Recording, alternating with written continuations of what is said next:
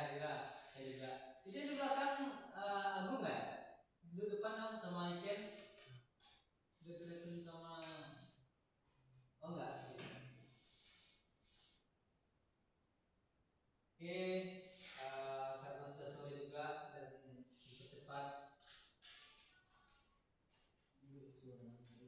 Kelas semua untuk mengikuti salah dulu. Silakan. Dan untuk kelas. Baik teman-teman, sebelum kita mulai kelas, alangkah lebih baiknya berdoa sesuai kepercayaan masing-masing. Berdoa mulai. Amin. Berdoa selesai. Terima kasih ya. Jadi hari ini kita belajar tentang revolusi besar dunia. Dan kita akan bahas tentang revolusi Amerika, terus kita bahas revolusi Prancis dan lain sebagainya. Tapi sebelum itu kita akan mereview materi kemarin. Ada nggak kemarin materinya apa? Nggak ada yang ingat? Masalah Indonesia. Salah. Kemarin itu Isme-isme besar dunia ya. Kemarin kita bahas tentang pemikiran besar dunia. Itu pertama kita bahas tentang nasionalisme, terus kita pertama itu kita bahas tentang absolutisme, liberalisme, terus nasionalisme dan trias politika. Itu kita bahas. Satu lagi sosialisme. Apa itu absolutisme? Kuasa mutlak di tangan raja. Bagus ya. Apa itu sosialisme? Paham kebersamaan, sama rata. Paham kesamarataan. Bagus ya. Yang lain lagi. Apa itu trias politika?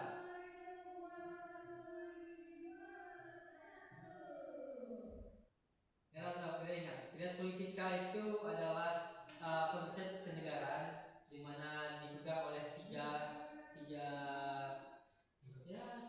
kedudukan bisa dibilang. Pertama, kalau misalnya di Indonesia, trias politika itu adalah legislatif, eksekutif dan yudikatif. Itu ya trias politika. Terus kemarin kita membahas tentang liberalisme. Apa itu liberalisme? Paham kebebasan. Bagus beda. Yang lain dia beda. Selanjutnya kita bahas tentang nasionalisme. Apa itu nasionalisme? Apa ini kan tanah air, cinta tanah air. Dan materi kita sekarang itu tentang revolusi besar dunia. Dan kita akan mengaitkannya dengan materi sebelumnya. Di sini kita akan melihat transisi dari negara yang awalnya berbentuk seperti ini jadi seperti itu. Sebelum itu saya ingin bertanya kepada teman-teman sekalian, pada anda sekalian, apa pendapat dari gambar ini? Kelihatan nggak? Kita? Kelihatan? Ini kan kelihatan? Atau perlu mati lampu? Kelihatan Pak. Apa pendapat dari gambar ini?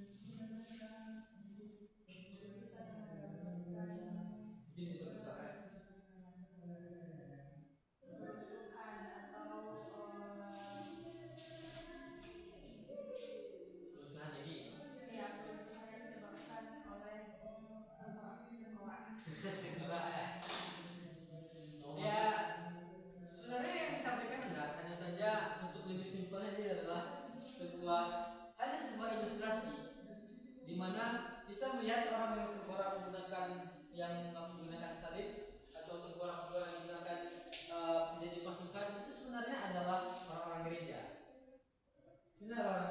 Di sini kita melihat bahwa banyak yang orang-orang masyarakat yang tadi kita lihat ternyata mereka bergerak dengan atas dekat gereja. Bagi contoh, itulah yang mereka mengeksekusi orang-orang yang dianggap sebagai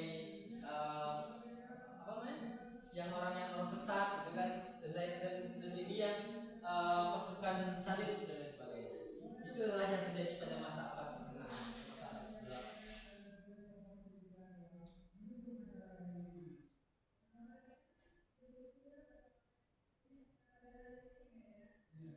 Lalu pada masa abad pertengahan raja itu dibilang sebagai mandat Tuhan. Apa itu mandat? Apakah itu adalah nabi atau apa? Raja sebagai ini Pak, raja sebagai mandat Tuhan itu maksudnya segala yang dilakukan oleh raja itu, kebijakan-kebijakan, peraturan, perintah yang dikeluarkan oleh raja itu berdasarkan dari firman Tuhan melalui gereja. Benar. Jadi pada masa itu mungkin kita ambil contoh seperti Prancis dan Inggris, mereka memandang raja itu sebagai orang yang menyampaikan apa yang kita Tuhan dan yang dilakukan itu sesuai dengan apa yang kita Tuhan. Tentunya itu era Renaissance, itu pencerahan dan sebagainya. Pada materi sekarang tadi seperti yang saya katakan, pertama kita akan membahas tentang revolusi Amerika. Kita akan menstrukturkan revolusi Amerika 1776 dan revolusi Prancis 1789. Pertama kita akan masuk ke materi revolusi Amerika. Apa itu revolusi? Perubahan. Ya. Mau apa itu revolusi? Perubahan secara cepat ya. Kalau lambat bukan ya? Enggak. Berarti kalau misalnya revolusi itu terjadi selama 5 tahun, apakah itu cepat atau lambat? Lambat ya. Berarti tidak bisa kita katakan itu cepat, tapi cepatnya lebih cepat dari revolusi. Apa itu revolusi? Bila? Kalau pada politik itu perubahan secara menyeluruh dari baik itu struktur politik dan sebagainya yang terjadi secara cepat dan menyeluruh Pak. Ya. Poinnya di sini adalah cepat dan menyeluruh. Itu adalah revolusi. Apa Ona? Oh ya, silakan. Terima kasih Ona. Dan sekarang ini kita akan masuk ke revolusi Amerika. Apa itu Amerika dan di mana itu Amerika?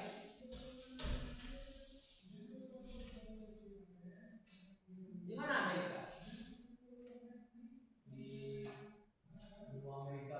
Benua Amerika. Ya, bisa dikatakan tidak salah.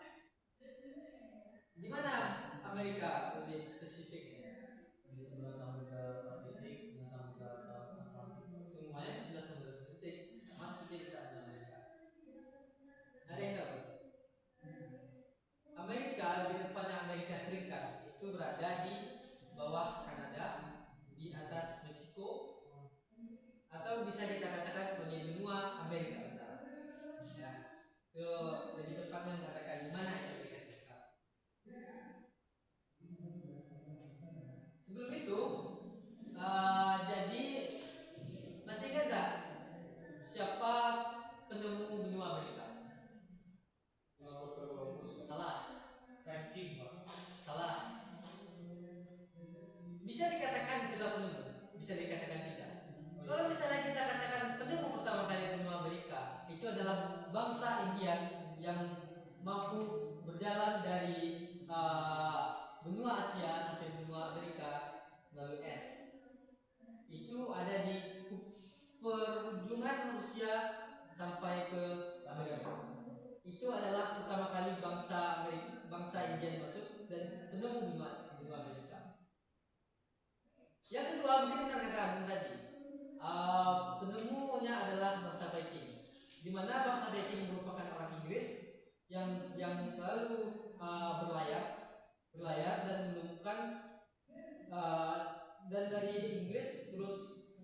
Amerika ke Islandia, dari Islandia masuk ke Greenland, terus dari Greenland masuk ke daerah yang bernama Finland, itu ada di Kanada. Itulah kedua. Yang ketiga itu adalah Christopher Columbus yang disampaikan oleh Mira tadi. Itu adalah zaman modern atau zaman ketika perdagangan di Timur Tengah itu ditutup setelah Sultan Turki Utsmani mengambil alih Ottoman. Oke, itu poinnya tadi. Jadi sebelum kita masuk ke revolusi, kita akan mengetahui dari mana sih datangnya bangsa Amerika itu. Siapa bangsa Amerika? Orang Amerika itu adalah orang-orang Inggris atau yang bisa kita katakan sebagai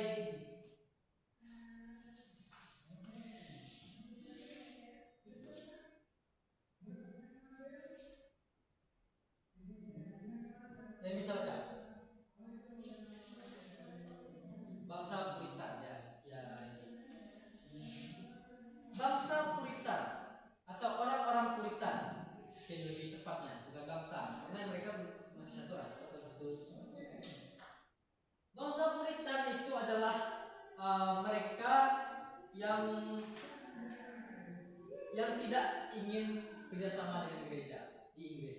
Jadi ceritanya orang-orang Puritan atau Puritan ini adalah yang bisa diartikan sebagai penjernihan. Mereka adalah orang-orang yang percaya bahwa gereja yang benar, gereja Katolik yang benar adalah gereja di Vatikan, atau yang kita kenal sekarang adalah di sekitaran Italia.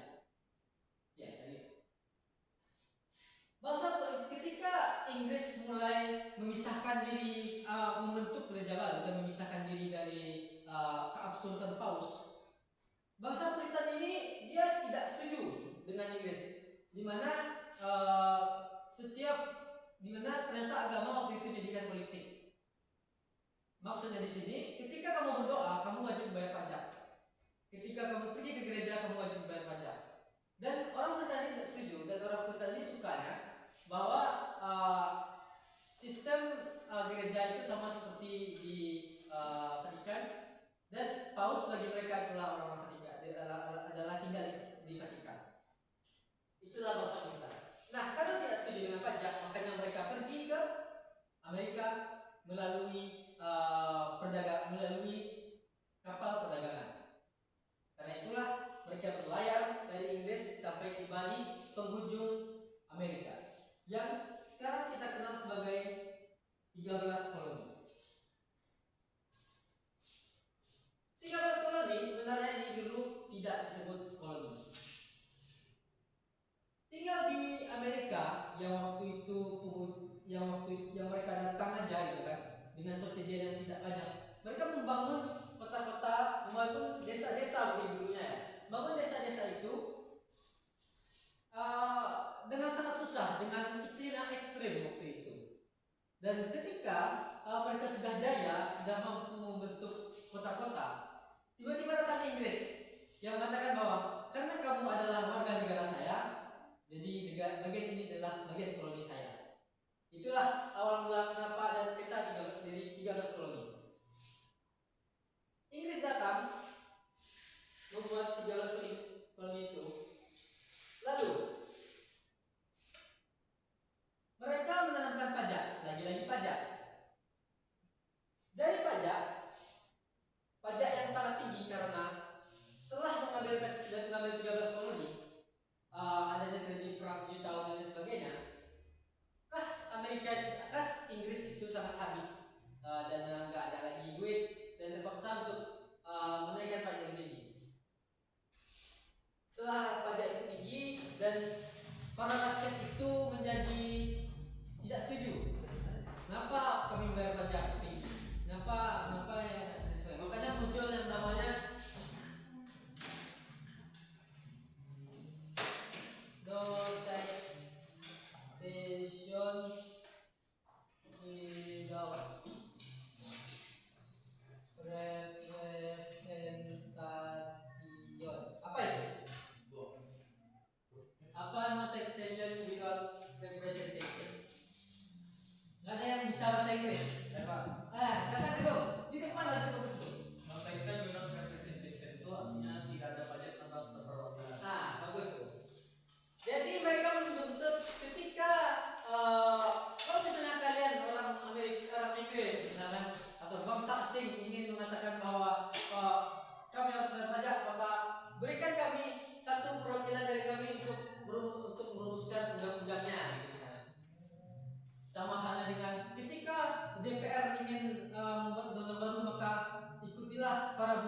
yang ya para buruh salah satu perwakilan untuk merumuskan undang-undang buruh itu contohnya.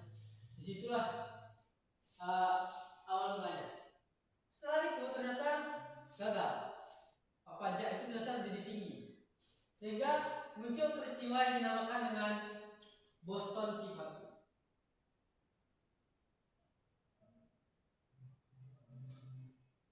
Boston Tea Party.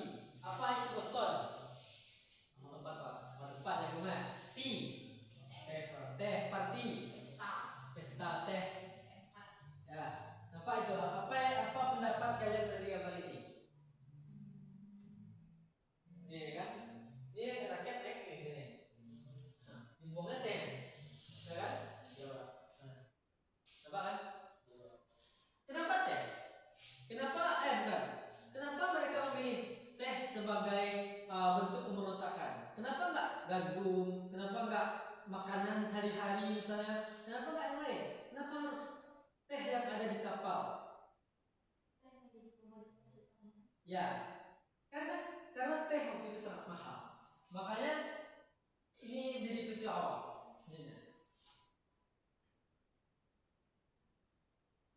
Dari sana revolusi dimulai tahun 1776, di mana diwakili oleh yang ada di foto itu George Washington yang memimpin bangsa di sana dengan ada tuh namanya kalau nggak salah 90 atau independence apa ya lupa saya. Selanjutnya kita akan masuk ke revolusi Prancis. Di mana itu Prancis? Negara di Eropa Barat. Negara di Eropa Barat. Eropa Barat Sudah Spanyol. bisa dibilang dekat Spanyol. Di mana itu Prancis? Maul. Dekat Inggris dan Di mana itu Portugis. Prancis? Dekat Inggris dan Portugis. Jauh. Kalau kita bikin peta,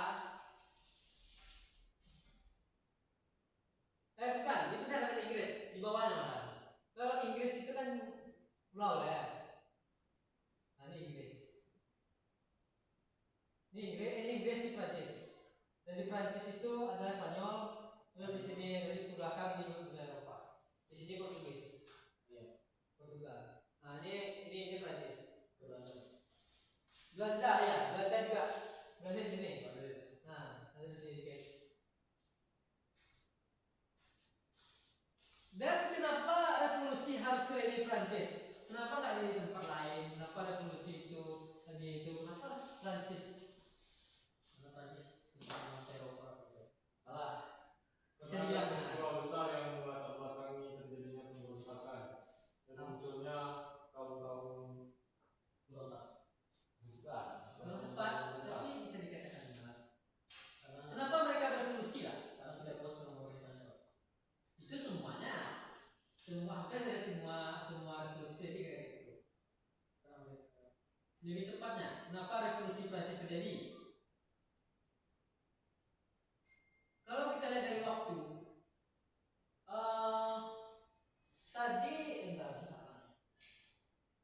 tadi terjadi revolusi Amerika pada 1776 dan 1786 terjadi revolusi Prancis.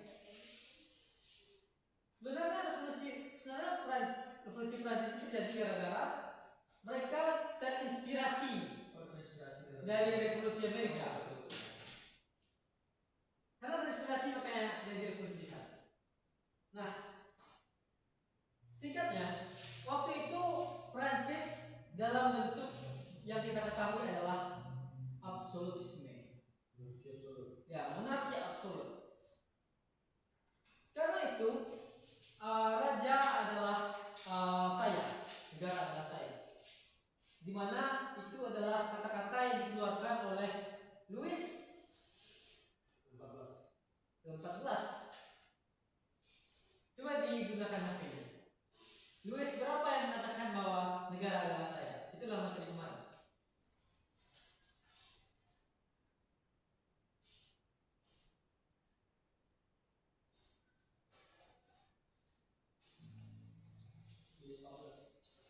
15, garis 16, garis 14, 15. Garis keberapa yang mengatakan bahwa negara adalah saya? 14 kataku. Kata Wira 14. Kata hari kita?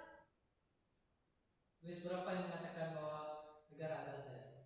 14 juga. Berapa nih kan? Setelah searching Google atau pakai AI?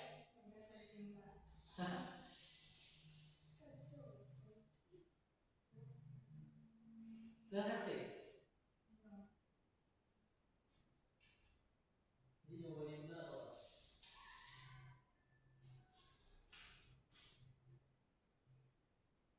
Ayo kita berikan.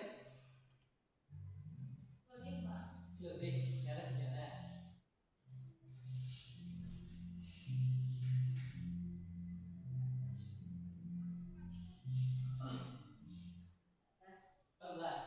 Dia sudah 14 ya. 14. Dia mengatakan bahwa negara adalah saya. Dari logis 14 itu membuat sistem 3 golongan. Apa yang bisa kita ambil dari 3 golongan ini? Orangnya. Mana rakyat? Ini. Rame-rame itu, Pak. Rame-rame. Oh, ini rakyat. Ini. Itu bangsawan apa? Ini. Paus atau gereja apa? Pendeta. Lebih tepatnya pendeta. Karena paus itu di Vatikan. Ketika di Italia. Sistem 3 golongan.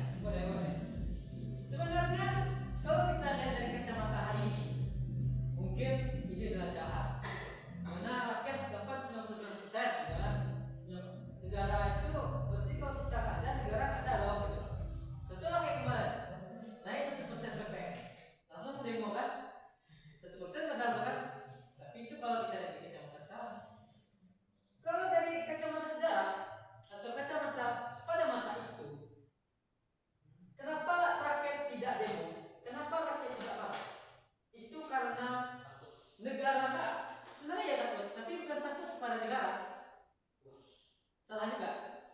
Tapi bukan berarti mereka nggak jadi Tuhan. Jadi negara-negara ini di Prancis, Inggris, Spanyol, Portugal, dengan Mesir dan lain-lain, Jerman dan lain sebagainya, mereka itu sedang bertikai. Mereka itu kan selalu sedang bukan bertikai, lebih kepada tidak kooperatif, tidak bekerja sama. Ketika itu rakyat butuh sesuatu yang bisa melindungi mereka. Makanya mereka setuju dengan 99% bahwa mereka harus bayar pajak. Terlepas dari itu kandung dan sebagainya. Makanya kayak rakyat sini. Tetapi di mana letak pecahnya ini semua? Itu terjadi pada 2 Louis ke depannya. Tadi kita bahas tentang Louis 14, tapi semuanya revolusi tadi terjadi setelah Louis 16.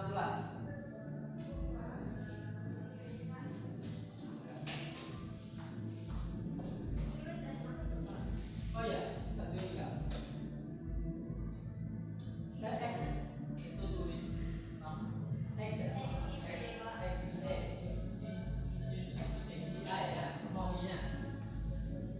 Jadi Louis 16 itu bisa dikatakan adalah raja atau negara yang paling gagal, sangat gagal sekali, hutang di mana-mana, dengan sangat konsumtif, tidak bagi-bagi makan gratis dan lain sebagainya. Mereka itulah raja yang pikir dirinya sendiri, raja yang sangat foya-foya.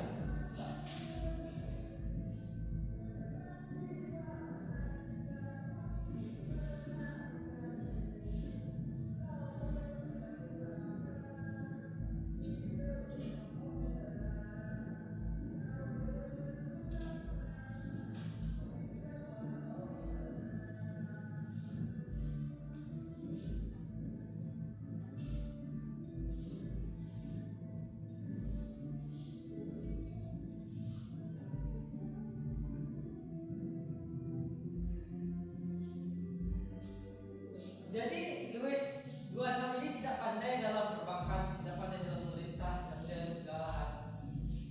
Mungkin kalau kita bahas soal ratu itu atau perempuan bangsawan itu sebenarnya tidak ada gunanya selain untuk di dalam politik. Sebenarnya tidak ada gunanya sebagai pembuat kebijakan, sebagai dan sebagainya. Tapi perempuan waktu itu adalah untuk melahirkan generasi pada saat itu. Ya, pada saat itu ya adalah untuk melahirkan generasi penerus. Sehingga mungkin yang mengatakan bahwa si Ratu Victoria mengatakan kalau nggak ada duit beli roti, beli daging aja lah, gitu kan. Kalau nggak ada duit kenapa nggak makan kue? Mungkin memang tidak apa-apa karena dia adalah ratu.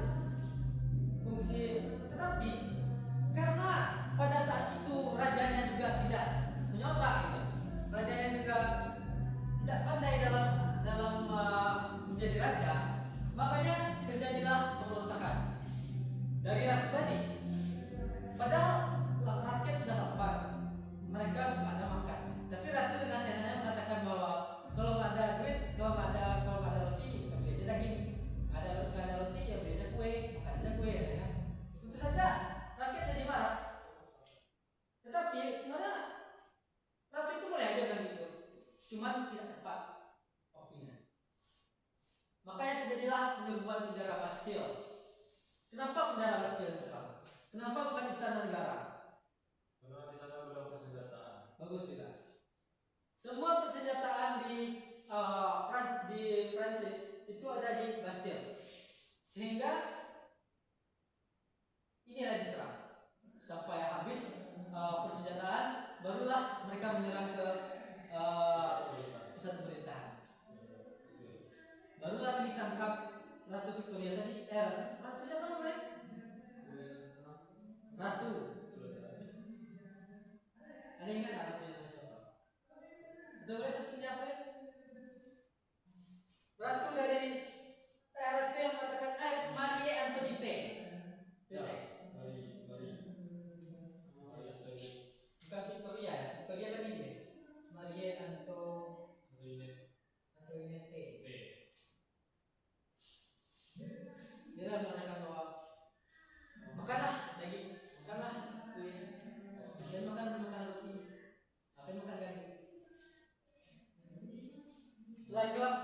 terjadilah penyerbuan penjara Bastille, diambil dan lain sebagainya.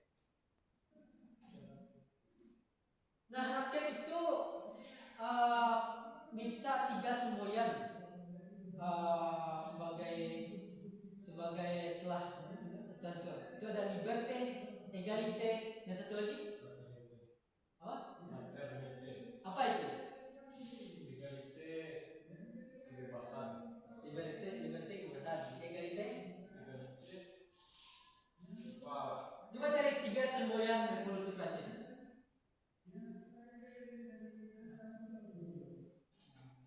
Halo, HP-nya gimana dong? Oh ya. liberté, kebebasan, égalité, kesetaraan, fraternité, persaudaraan. Di sana muncul 3 semboyan itu, makanya raja dan ratu tadi kalah. Dan terjadilah ya, nah, tadi dalam materi tentang revolusi Amerika dan Prancis, kita tadi melihat bahwa kedua negara itu terjadi revolusi. Dan kita apa satu hal yang kita ambil, kenapa revolusi terjadi? Karena ketidakadilan, Pak. Nah, ya Pak, benar. Satu kata, marah. Itu kan benci kita juga. Satu kata yang membuat negara gerak, bangsa itu gerak, rakyat itu gerak. Pajak. Bagus, pajak. Kita belajar dari sejarah bahwa ketika negara itu dengan seenaknya menaikkan pajak, rakyat itu akan marah.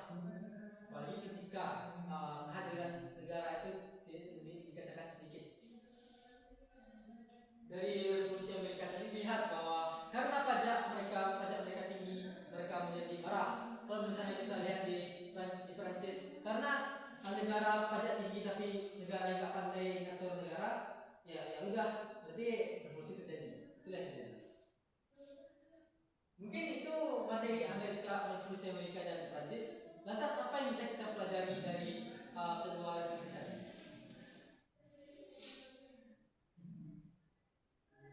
Dua. Rata-rata kedua revolusi itu dilatar belakangi oleh pajak yang membebankan rakyat dan kekuasaan absolut dari pemerintah. Itu kesimpulannya. Ya, jadi dampaknya ya itu pasti ada tokoh yang menggerakkan revolusi itu. Terbelakang revolusi ini mungkin ada kesamaan karena raja-raja atau pemimpin lah negaranya. Kurang tepat ini benar yang dikatakan. Ya, kalau mengatakan makna itu kalau di Amerika ya bisa dikatakan.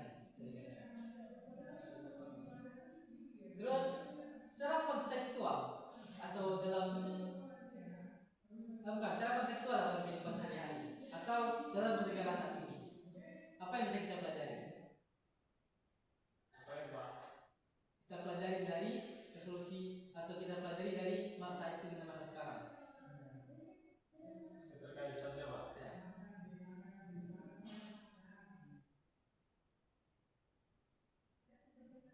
Mungkin kalau dari kacamata masyarakat banyak yang menganggap kalau pajak tinggi tapi kebebasan berpendapat dikekang, terus kehidupan rakyat secara ini kalau dari sudut pandang masyarakat ya Pak, banyak rata-rata yang bilang gitu. Tapi masih ada Pak, masih banyak yang 10.000 Pak. Masih ada seperti itu.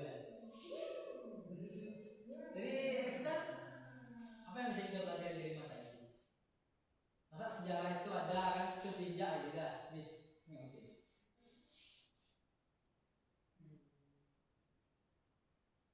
Gak ada. Pas. Agung, apa yang kita bisa pelajari dari revolusi Amerika dan Prancis?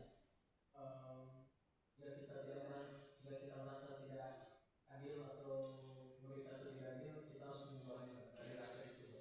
Bagus. Ya. Dulu sih. Ya mungkin ada kesamaannya juga sedikit